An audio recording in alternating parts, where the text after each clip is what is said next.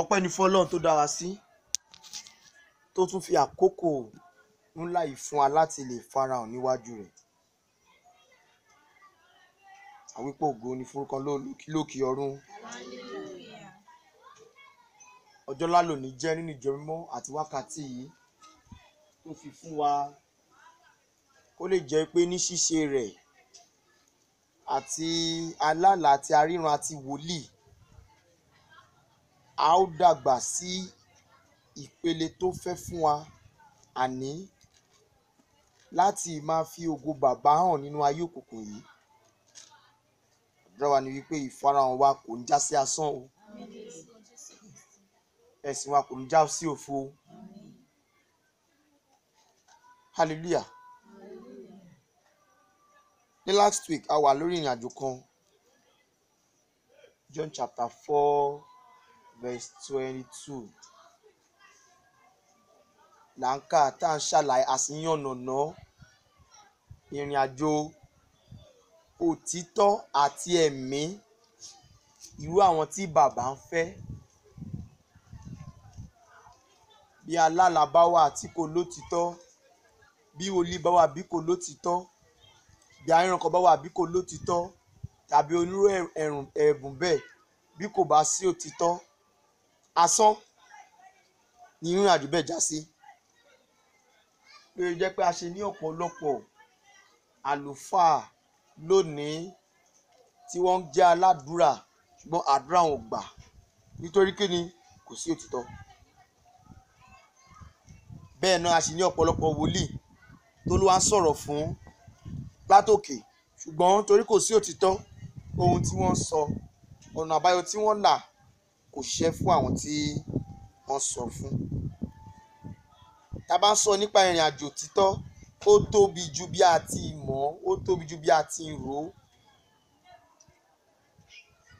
Kò sẹ́ni tó jàre ní ìrìn àjò ẹ̀mí bí kò bá lótìítọ́. No one is justified in this spiritual journey if you do not have the truth of God. Bí wọ́n bá fẹ̀sùn kàn ẹ́, wàá jẹ̀bi. Bí wọ́n bá parọ́ mọ́ ẹ, wàá jẹ̀bi. Bó bá kú fún àdúrà, wàá jẹ̀bi. Bó bá ṣèwàásù, wàá jẹ̀bi. Torí kí ni? Kò sí òtítọ́ kan nínú rẹ̀. Bí ẹ̀sìn òní tilẹ̀ jẹ́ ẹ̀sìn wòlíì, bàdàká kọ́ ẹ̀kọ́ tó yẹ wá gẹ́gẹ́ bí ìrìn àjò t'Ọlọ́run fẹ́ fún wa.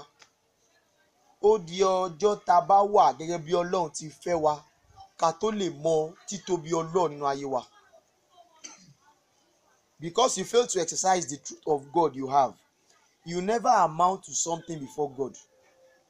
Hence, everyone on earth will step on you, and no angel in heaven will attend to your case. Why? Because you have not the truth of God, or you have the truth of God but chose to walk in lies. Tani t'Ọlọ́run bínú sí bí kò bá ṣe tó gbọ́ òtítọ́ ìdání ṣùgbọ́n tó pinnu àti máa rìn nínú irọ́.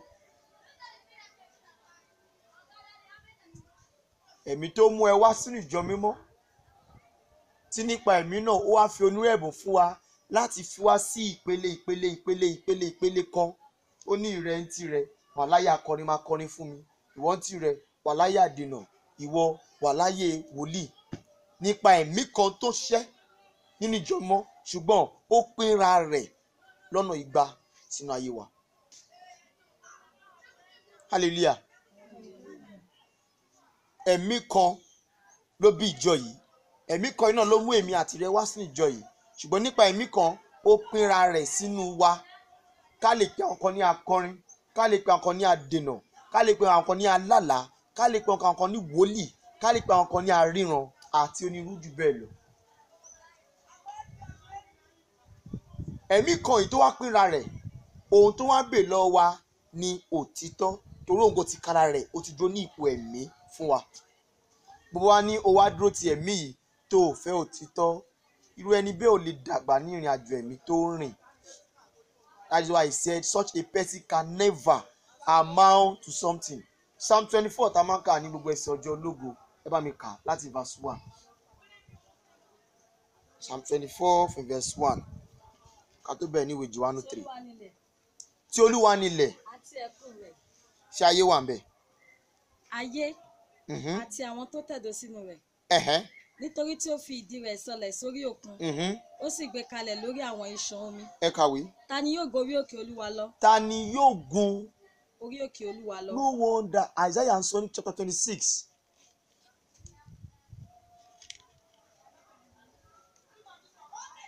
Verse 1. Isaiah mò ń sọ Isaiah 26 verse 1. Nobody.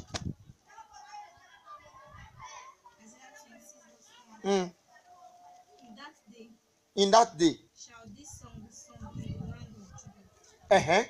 We have a strong city. We have a strong city. Salvation will God appoint for walls and bulwarks. Open ye the gates. That the righteous nation. That the righteous nation. Which keepeth Which keepeth the truth. the truth. Ebo, open ye the gates. 1. That the righteous nation. 2. Which speaketh the truth. 3. May what? May enter in. It's as simple as that. Ẹ padà sí Sam. Ta ni yóò gorí òkè Olúwa lọ? Ta ló máa gorí òkè tí Isaiah náà tún sọ? Ọlọ́run ṣẹ́rí Ọlọ́run jẹ́ Ọlọ́run òtítọ́. Ó lè mú òdodo ẹ̀ṣẹ̀. Ó máa pín ọ̀rọ̀ kan náà tó ń sọ nínú ayé ọ̀pọ̀lọpọ̀ àwọn ìránṣẹ́ rẹ̀. Gbogbo wọn á dẹ̀ máa ṣe kí ni? Wọ́n á dẹ̀ máa sọ nǹkan kan náà. But a different way ló máa gbà sọ. Dáfídì sọ ní Psalm 24. Kà sí Isaiah tún lọ sọ ní chapter 26. Ẹ ṣílẹ̀kùn ibodè ọ̀run kí orílẹ̀-èdè tí ń ṣòdodo tí ń sọ òtítọ́ bá lè wọlé. Wọ́n ní kí gbogbo ọmọ ìjọ mọ́ kàbí kí gbogbo ènìyàn kí gbogbo ọmọ Ísírẹ́lì bá lè wọlé. No, Ọlọ́run ṣerú nǹkan tẹ̀ bẹ́ẹ̀. Láṣẹ ní ọ̀pọ̀lọpọ̀ wòlíì, a ní ọ̀pọ̀lọpọ̀ alálà, a ní ọ̀pọ̀lọpọ̀ aríran lónìí, ṣùgbọ́n gbogbo ọkọ là ń ṣílẹ̀kùn ibodè ọ̀run fún. Wọ́n lè sọ ohun tó ń bọ̀ níwájú, ṣùgbọ́n wọ́n máa reference ohun tí wọ́n ti sọ. Ẹ rántí pé nígbà kan ní year 2013 èmo sọ àlá kan tó dẹ̀ padà wá ṣẹ. Kí ló ṣẹlẹ̀ lónìí tó lè tún sọ lámì mìíràn fún wa? Wá ìtàn fi tilẹ̀kùn ibodè ọ̀run fún ẹ. Wọ́n ṣí fún 2013 náà ló lè ráyè fi sọ. Wá ìtàn ti mú ẹ lónìí torí kí ni àìṣòótọ́ kan ti wà nínú ìrìn àjò ẹ. Their messages in Celestial Christ. They are good visionaries. They are good prophets and prophetess. But the solution is not there. Even the solution they prefer for us does not amount to something. A máa ṣe ṣùgbọ́n kò rí bẹ́ẹ̀ torí kí ni kò sóòótọ́ nínú àwọn tí Ọlọ́run sọ̀rọ̀ fún wa. Òtítọ́ rẹ̀ ló máa mú kí a sọ wípé báyìí ló ṣe rí lọ́la tádẹ̀ ṣe á tún ṣe ju ẹni tó sọ lọ. Ẹ̀rọ máa bá pé Olúwa ẹ̀rọ tó bá. Not because of who you are, but because of you love the truth of God. You walk in the truth. You speak the truth. You think the truth. Everything about you is the truth of God. You are careless about the intention or the imagination of man. No, you are careless. Olúwa sọ pé báyìí ìyẹn ló dúró tì. Ènìyàn sọ báyìí kọ̀ọ̀kan ẹ̀ ó yí dànù. Hallelujah. Ẹ ká Samuel fún wa. Ẹni tó ní ọwọ́ mímọ́. Ẹni tó ní ọwọ́ mímọ́. Àti àyà funfun. Àyà fífún. Ẹni tí kò gbọ́kàn rẹ̀ sókè sí asán. Tí kò sì búra ẹ̀tàn. Kò búra ẹ̀tàn. Kò gbọ́kàn rẹ̀ sókè sí asán. Ká fi yẹn sọ nípa àwọn wòlíì. Kò gbọ́kàn rẹ̀ sókè sí asán pé gbogbo àwọn tóun bá ti ríran fún kó máa fún òun kan tàbí kò gbọ́kàn sókè sí asán wípé eléyìí tá à ń ṣe yìí ṣé lè nìkan lè jáwó báyìí ohun tó dáa tàdé nílẹ̀ dẹ̀ pọ̀ láti ṣe. No, asán nìyẹn ó ti ń rèrò asán. Ẹni tí kò gbọ́kàn sókè sí asán tí kò sì búra ẹ̀tàn. Wàláhì tàláhì ìran tí mo rí òótọ́ ni kò kàn wá kò kàn ẹ́ kò yẹ kó sọ bẹ́ẹ̀. Àdúrà kan tó máa gbẹ kó má gbà ẹ́ gbọ́. That through the repercussion of what will happen, they will believe you from there henceforth. Kì í ṣe kà. Ó sọ bẹ́ẹ̀ wọn ò gbà gbọ́ ó yẹ kí inú ẹ̀ máa dùn. That nígbà tó ohun tó sọ tó ṣẹ ẹ̀rù máa bá àtònílà àtàlejò àtàgbà tèwe. From that moment ohun kékeré tó bá sọ wọn máa sá eré láti tẹ̀lé. Bẹ́ẹ̀ náà ni alálà bẹ́ẹ̀ náà ni aríran. And that will only happen if we chose to walk in the truth we have received. Ṣé o mọ òtítọ́ ayé ẹ? gẹ́gẹ́ bí wòlíì, ṣé o mọ títọ́ ààyè ẹ gẹ́gẹ́ bí aríran, ṣé o mọ títọ́ ààyè ẹ gẹ́gẹ́ bí adènà, ṣé o mọ títọ́ ààyè ẹ gẹ́gẹ́ bí àgbà ìjọ. No wonder Paul sọ níwèé Éfésù pé àwọn kan wọ̀nyí verse 12 4 verse 12 nígbà tó sọ ní verse 11 ó ní ó fi ẹ̀bùn fún ènìyàn, àwọn kan àpọ́stélì, àwọn kan wòlíì, àwọn kan olùkọ́, àwọn kan olùṣọ́àgùtàn, àwọn kan pásítọ̀ àti bẹ́ẹ̀ bẹ́ẹ̀ lọ. Ó wá la mẹ́ta ìpele mẹ́ta tí gbogbo yìí wà fún. Ìdí tọ́lọ́ fi fún àwọn kan ní wòlíì tẹ́ ẹ̀ mọ̀ dèní, ìdí tọ́lọ́ fi fún àwọn kan ní àdènà, ìdí tọ́lọ́ fi sọ àwọn kan di akọrin, ìdí tọ́lọ́ fi sọ àwọn kan di olùṣọ́àgùtàn, ìdí tọ́lọ́ fi sọ àwọn kan ní olùkọ́. Verse 12 kí ló sọ fún wa? Nobody. Ephesians 4 verse 12.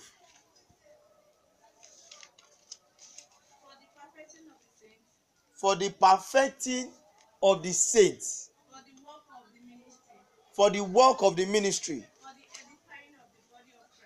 For the edifying of the body of Christ. Kà fún mi Yorùbá. Àṣepé àwọn èèyàn mímọ́. Àwọn èèyàn mímọ́ lè pé bí àwọn wọ̀nyí tọ́lọ̀ ti là kalẹ̀ fún wa ní ìrìn àjò yìí wọn bá ṣiṣẹ́ wọn.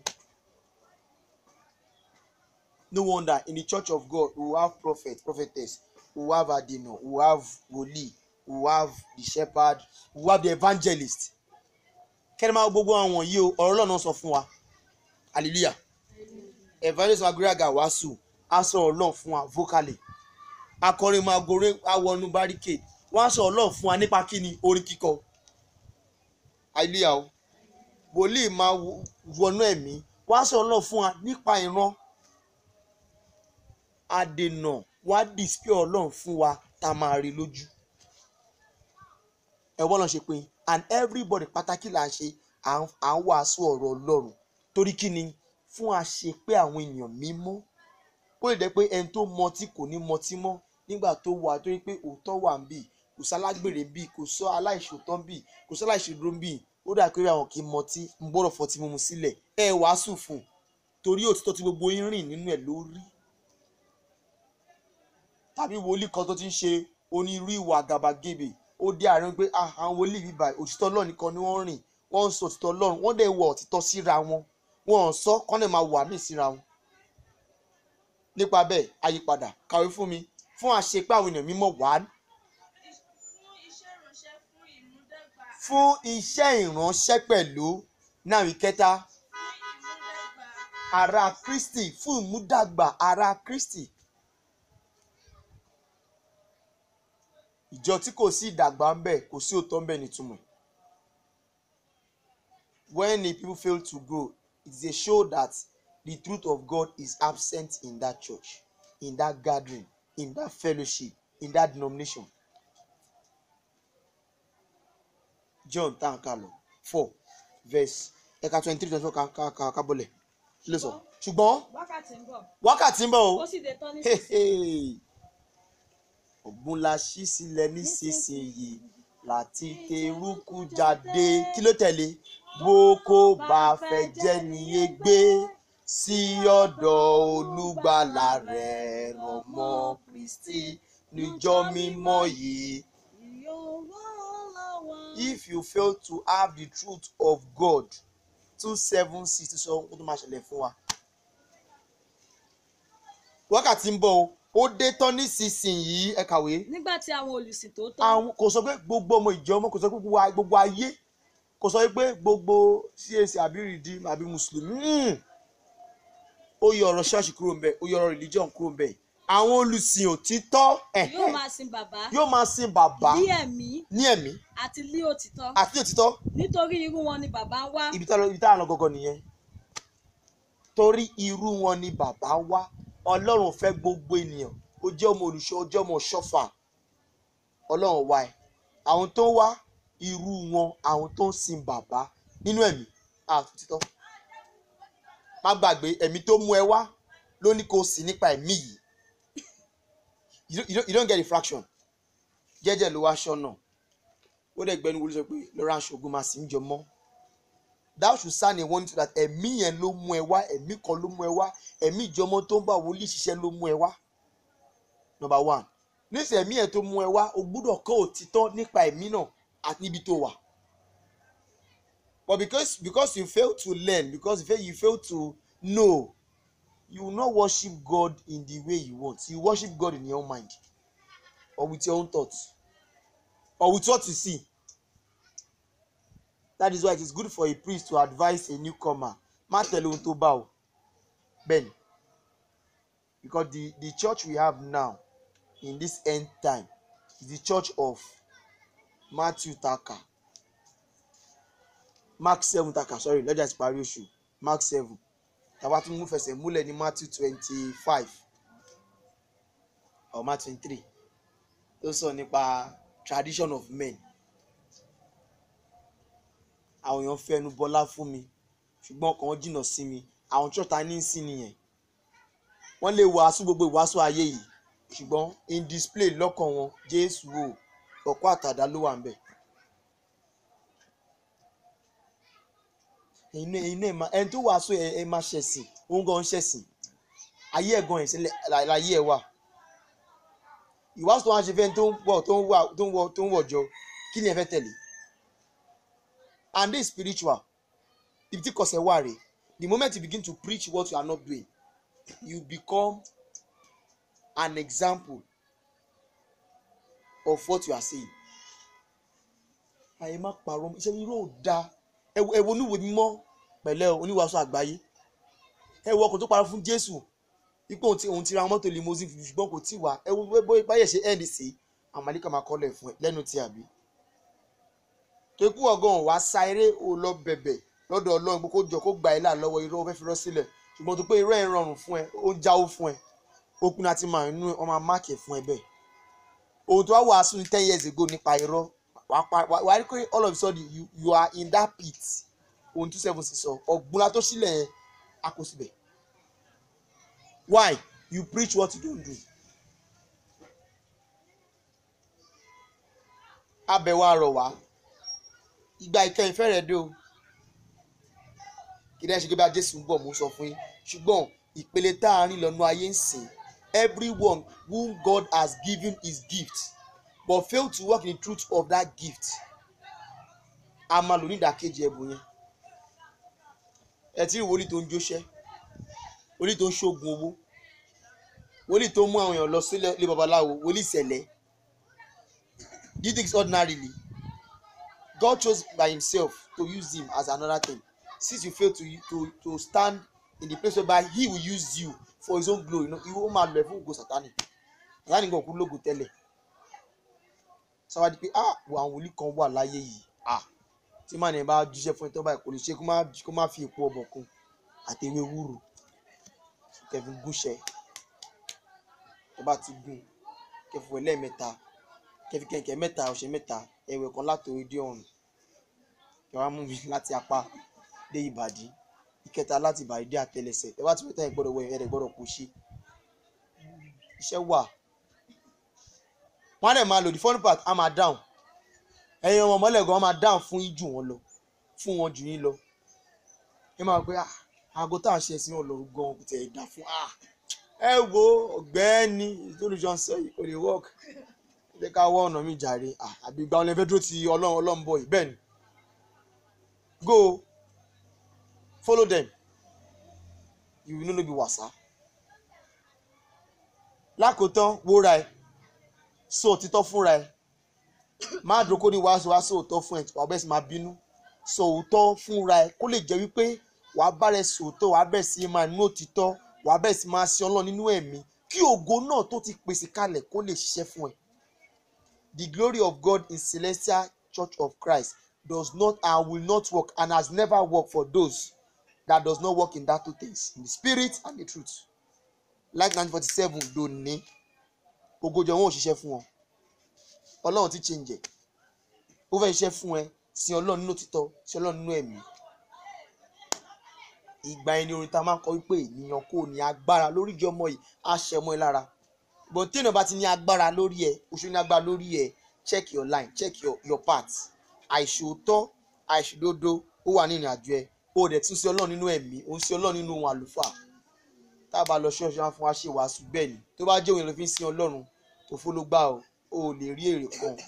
Sin Ọlọ́run ní wípé mo fẹ́ lọ sin bàbá tó dá mi torí pé ó pa láṣẹ fún mi láti sin òun. Kí Jésù ọba ẹ̀mí kó ràn wá lọ ní ìrìn àjò yìí, kó ṣe wá yẹ ní ìrìn àjò yìí, kó kọ́ wa láti inú ẹ̀mí àti òtítọ́,